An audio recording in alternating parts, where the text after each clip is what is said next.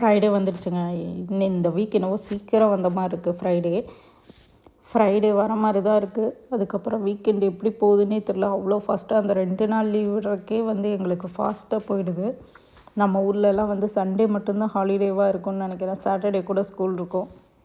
Morning என் பையனை ஸ்கூலில் விட்டு வந்தோடனே அந்த காஃபியை போட்டு குடித்தாதாங்க நிம்மதியாக இருக்குது. அது ஏன்னு தெரில. காஃபி இங்கே நான் யூஎஸ் வந்ததுக்கப்புறம் தான் காஃபி ஸ்டார்ட் பண்ணேன்.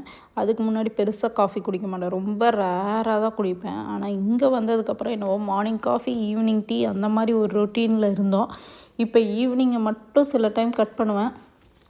ஆனால் காஃபி தாங்க அடிக்ஷன் ஆகிடுச்சு. காஃபி மார்னிங்கும் குடிக்கலாம், ஈவினிங்கும் குடிக்கலாங்கிற மாதிரி இருக்குது.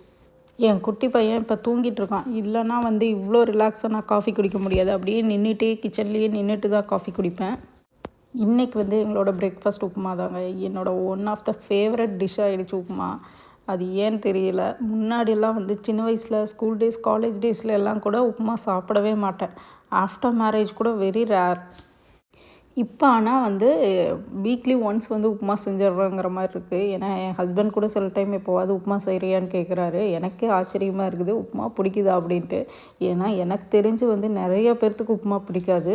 முன்னாடியெல்லாம் பார்த்திங்கன்னா ஒரு 6 months ஒன்ஸ் தான் உப்புமா பண்ணி சாப்பிடுவேன். ஏன்னா எனக்கு உப்புமா பிடிக்கும், வீட்டில் யாருக்குமே உப்புமா பிடிக்காது. இப்போ அதுக்கப்புறம் கொஞ்சம் கொஞ்சமாக 3 months ஒன்ஸ் குக் பண்ண ஆரம்பித்தேன். இப்போ மந்த்லி ஒன்ஸ் ஆச்சு. அதுக்கப்புறம் இப்போ வீக்லி ஒன்ஸ் சில டைம் பண்ணிடுறேன். ஏன்னா 2 பேர் வீட்டில் உப்புமா சாப்பிட்றோம் அப்படிங்கிறதுனால வீக்லி ஒன்ஸ் சம்டைம் வந்துடுது, சம்டைம் 2 weeks ஒன்ஸ்.